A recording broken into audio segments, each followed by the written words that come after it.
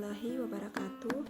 Perkenalkan, nama saya Runiani Galela, NIRAM 1802050, Prodi D3 Kebidanan. Saya dari Sekolah Tinggi Ilmu Kesehatan, STIKES Muhammadiyah Manado. Di sini saya akan menjelaskan sedikit tentang sistem reproduksi pria dan wanita. Simak ya.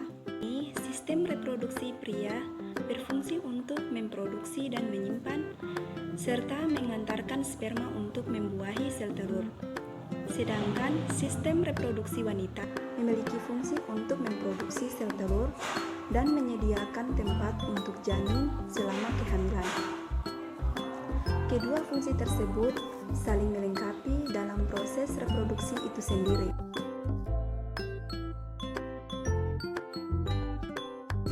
Dalam prosesnya, reproduksi terjadi atas pencampuran antara sel kelamin laki-laki atau disebut dengan sperma dan sel kelamin perempuan atau disebut dengan sel telur.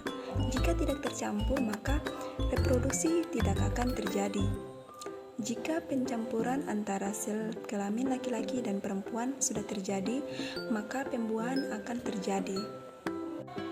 Setelah pembuahan itu terjadi, sperma dan sel telur yang sebelumnya sudah menyatu akan menjadi janin atau disebut dengan kandungan di dalam rahim selama 36 sampai 40 minggu.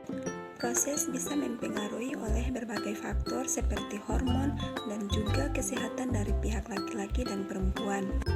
Adapun sistem reproduksi pria dan wanita, di sini sistem reproduksi pria memiliki struktur eksternal yang meliputi pertama, penis. Penis adalah organ vital yang digunakan untuk berhubungan seks. Sperma keluar melalui saluran di dalam penis ketika sudah terjadi klimaks atau orgasme pada pria. Yang kedua, skrotum. Skrotum adalah kantung kulit yang menggantung pada pangkal penis.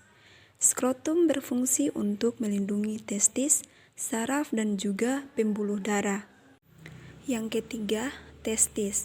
Testis merupakan kelenjar di mana sperma dan testosteron diproduksi. Testis adalah organ terpenting dari sistem reproduksi pria dan terletak di dalam skrotum. Yang kedua, sistem reproduksi wanita. Organ reproduksi wanita lebih banyak terletak pada tubuh bagian dalam yang meliputi yang pertama, tuba falopi. Tuba falopi berfungsi sebagai jalur agar sel telur bisa bergerak dari ovarium ke rahim. Bentuk organ ini seperti tabung kecil dan menempel pada bagian atas rahim. Yang kedua, ovarium. Ovarium kelenjar yang berfungsi untuk menghasilkan sel telur, hormon progesteron, dan hormon estrogen. Kelenjar ini berbentuk oval kecil dan terletak di kedua sisi rahim.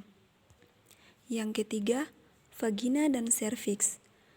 Itu berfungsi sebagai jalur untuk menghubungkan serviks atau disebut dengan mulut rahim ke bagian luar tubuh. Selain itu, vagina juga dikenal sebagai jalan untuk melahirkan.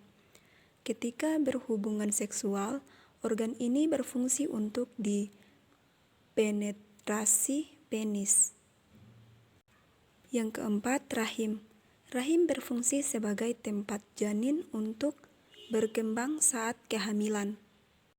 Selain itu, wanita juga memiliki organ eksternal seperti labia mayor dan labia minor, kelenjar Bartholin dan klitoris. Organ-organ tersebut berfungsi untuk melindungi organ reproduksi internal wanita dari bermacam penyebab infeksi. Baiklah, itu penjelasan singkat dari saya. Jika salah, saya mohon maaf. Yang benar datang dari Allah, yang salah datang dari pribadi saya sendiri. Terima